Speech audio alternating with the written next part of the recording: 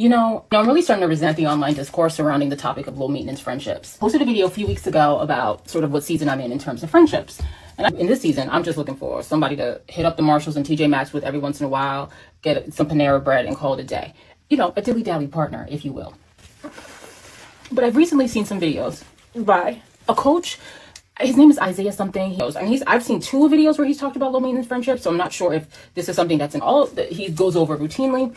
But in both videos, I've taken that the person requesting a low maintenance relationship is villainized. Okay, so in one video, I suggested that people who are looking for low maintenance friendships are looking for relationships of convenience. In another one, he said a lot of people who are looking for low maintenance friendships have codependent relationships with their partner.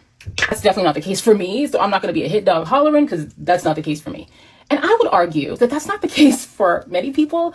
Some people have just entered into a season of their lives where they don't have a whole lot to give. But if this is being communicated up front, as it is with me, I don't understand why this is being perceived as a horrible thing. This is just the season I'm in now. This has not been the case for me the entirety of my life. I have certainly had seasons where I had more to give than I do today, where friendships were, in my 20s and 30s, where friendships were far more held a more intense place in my life. Now, listen, I love my friends. Most of them live out of state. And I have one friend who I speak to several times a week.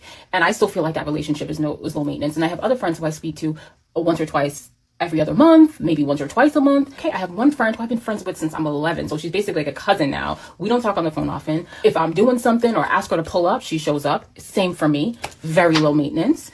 We can call each other and vent and cry once a year, and that's fine. So I don't understand why people like us are being perceived as these bad people who are being honest about what we have the capacity for. Many of us, I would argue, have poured a lot into relationships. And in the end, they were left depleted or left, hurt in some way.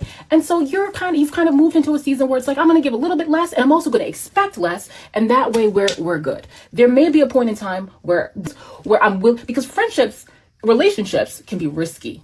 Okay. And there's some people who are in the season of their life where they can take the risk and everything that comes with it. And then there's some people like me who are in the season of their lives where I'm just not in a risky season. I'm in a season of where I know what everything is, and I can plan and I can be and I can show up in the way that I feel comfortable, that is myself, and you can show up as yourself. So I just want to say, those of us who are in a season of low maintenance friendships, it's okay.